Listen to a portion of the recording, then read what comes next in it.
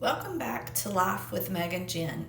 Today we're pulling up a chair and starting something new, a series all about the table. The table is more than just a piece of furniture. It's the heart of the home and the place God calls us to again and again.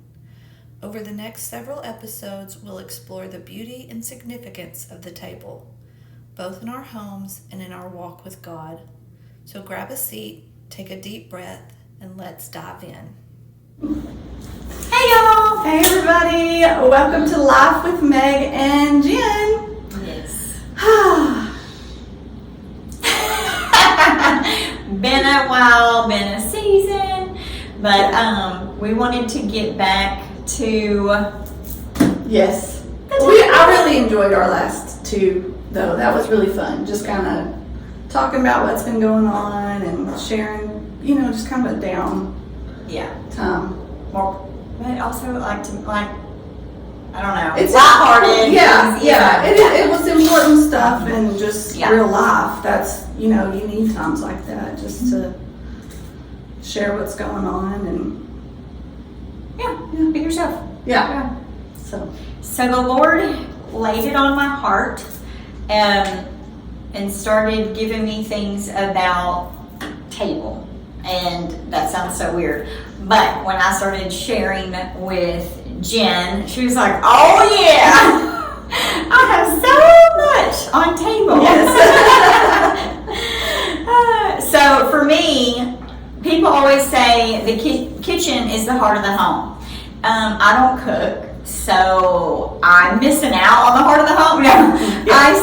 I think the table is the heart of the home. I do too. I really do. Which is kind of crazy to me because the house that we're building right now, he says there won't be room for a table.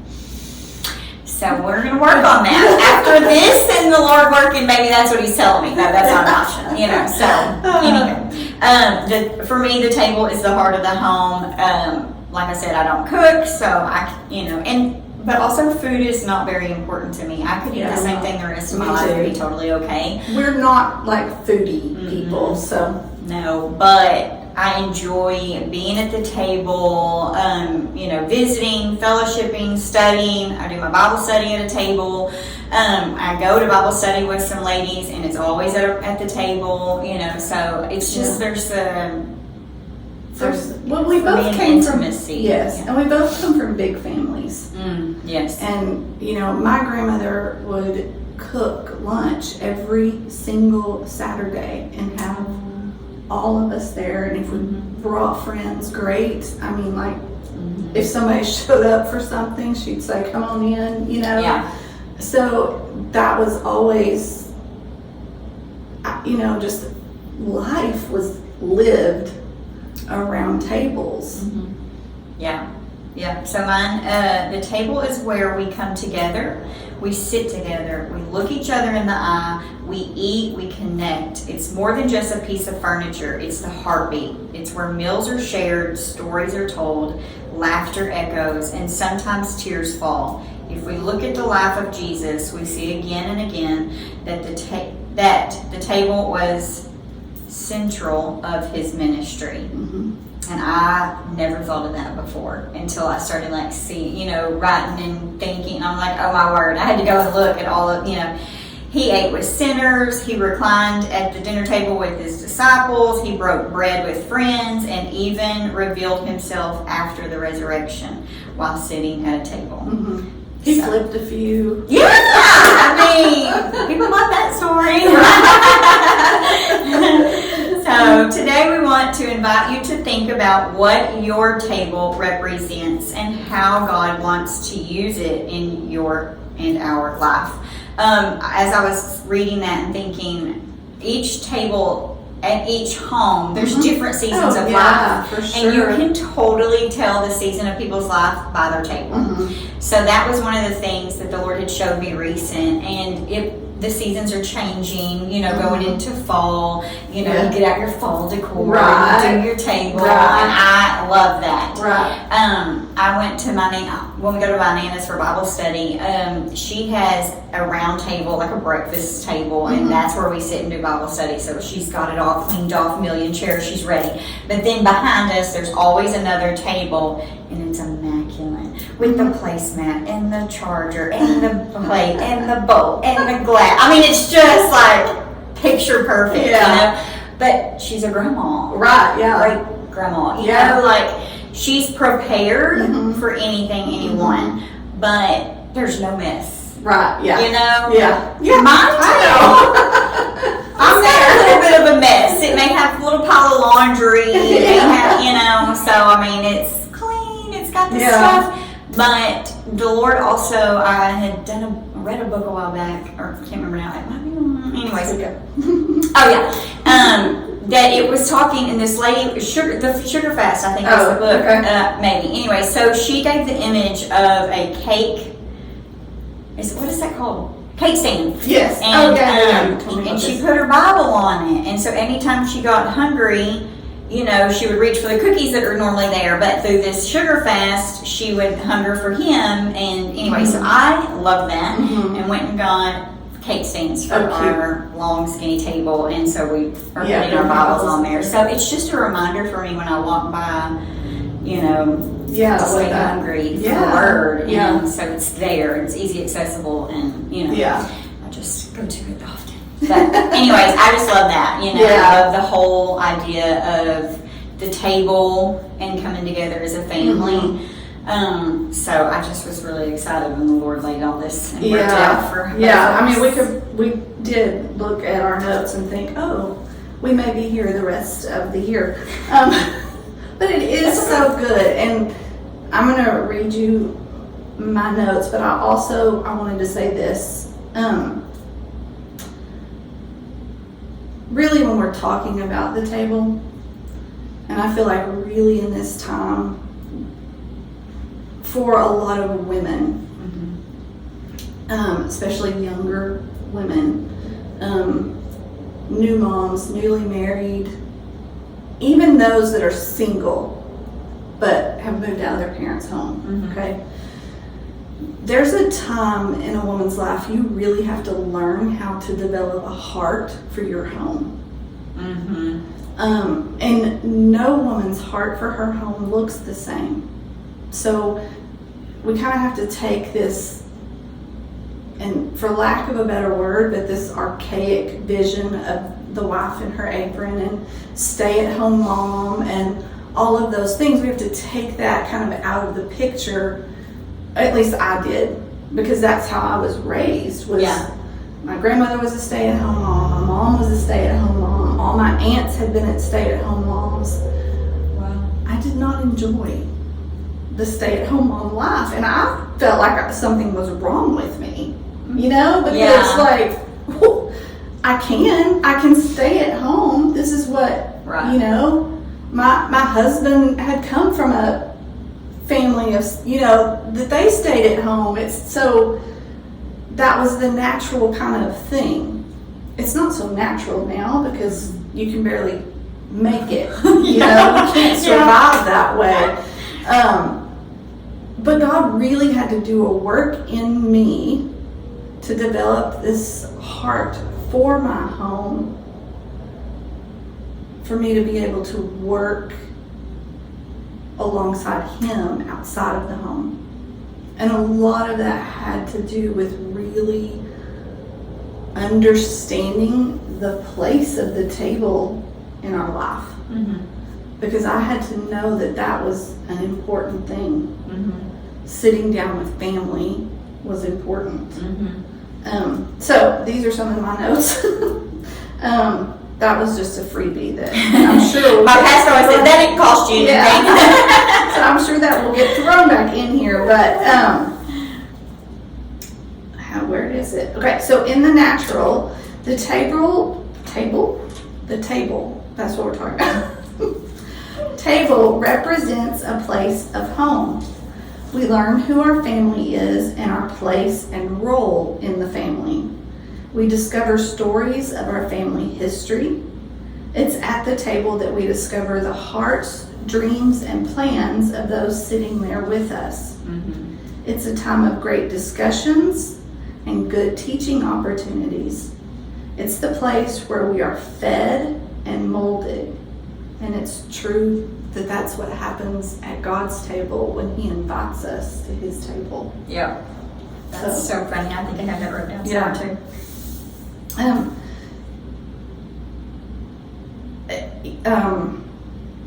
Gosh, I just have so much stuff.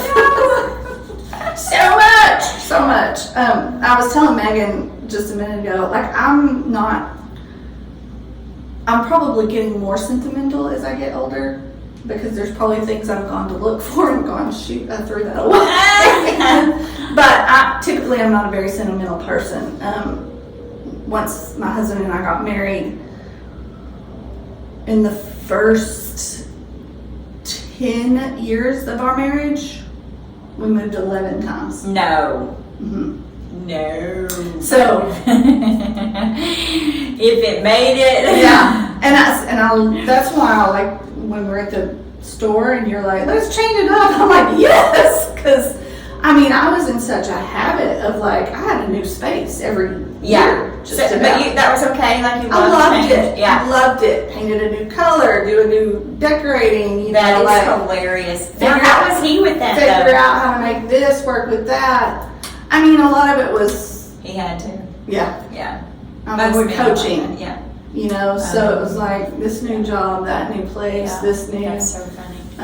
That's usually how it is. One time it wasn't, and I had to really talk him into it. That we just moved from one house in the same town to another one. So I had to really talk him into that one. And then when we built our like forever home, which if I could change it up like constantly, I would. But anyway, but and all that to say, I would get rid of things all the time.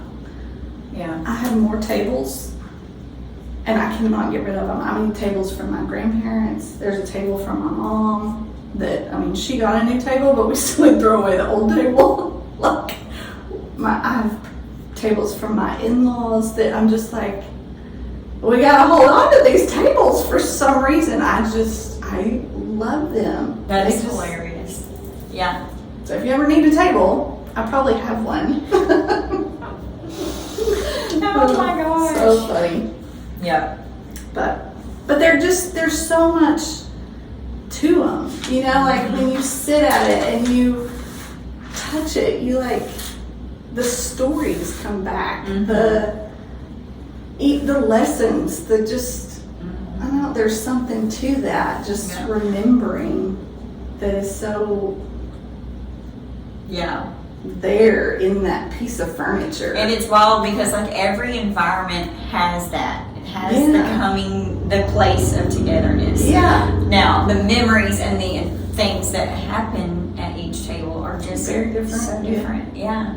But like I said, you can totally see the season or the people by the place of their table. You know.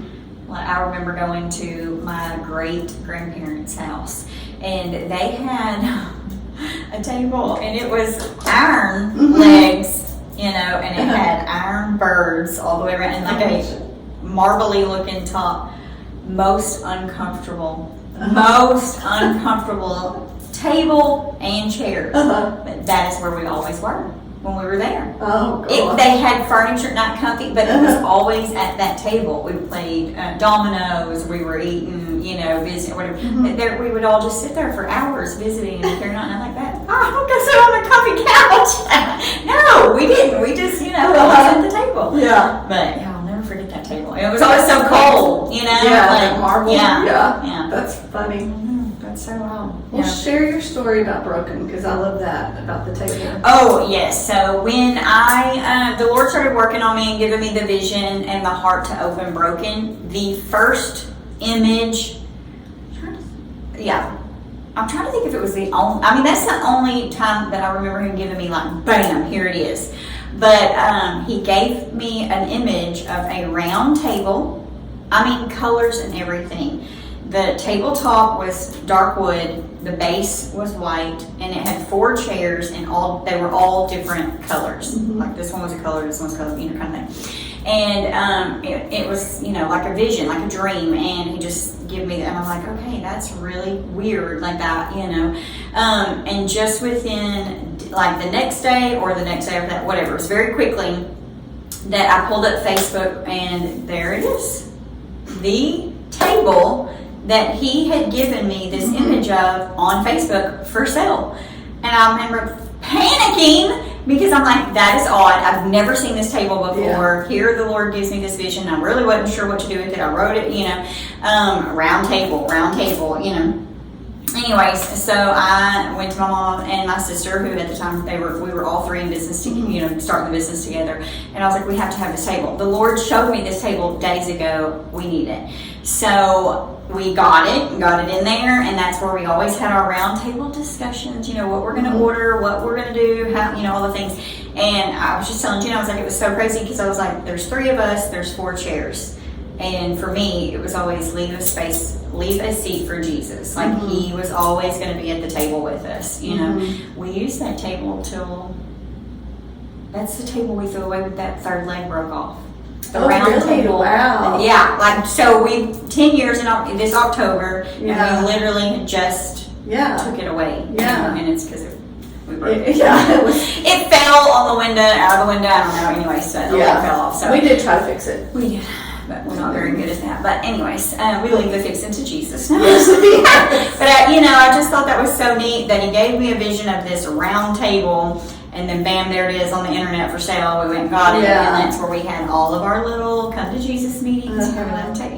See for him. So, anyways, So that's the only time that I've ever had like that. Yeah. It's so cool to me how, even with the studio, there was always this sit down with the staff at, and we would go to lunch or whatever somewhere, because again, I'm not a big cook either. So, especially then, I was like kids and the studio and this and that. But like so many discussions, like there's just something about being at the table where your heart is open, that it's a place to share, and that Jesus calls us to the table. It's the most precious thing. I agree, and I just have to tell you this, and not before, but when we first started this podcast, was in this room, and Jen had a table behind us, and it bothered me. It was just not set up well. It bothered me that we didn't have this. Yeah. We didn't have a space and place to sit, so we're constant, whatever. And so, but now I'm like, here we are, back at a round table, back at the table, so it's helping me. Be at a table. But you should check to see if God is calling you to a table. And just look, like she said, look to see where the place of the table in the natural and in the spiritual is in your life right now. I think it's really important that we look at that in this time. Yeah, and for me too, I want to encourage you to, if you're like some of us that have a lot going on in your world, make sure you're making space and time for you to connect with your loved ones. So that will look different to each person in their each home and in their season. But if you are struggling with your family unit, get back to the table. For sure. Just that simple. Yeah. Okay, guys. We'll see you later. Bye. Thank you for joining us at the table today. We hope this conversation stirred your heart to see your own table differently, as a place to connect, to teach, to listen, and to love well. As we continue this series, we'll keep unpacking what the table means for our faith, our families, and our daily lives. Until next time, remember, you always have a seat at God's table. We'll see you back here next week. Don't forget to like, follow, and share.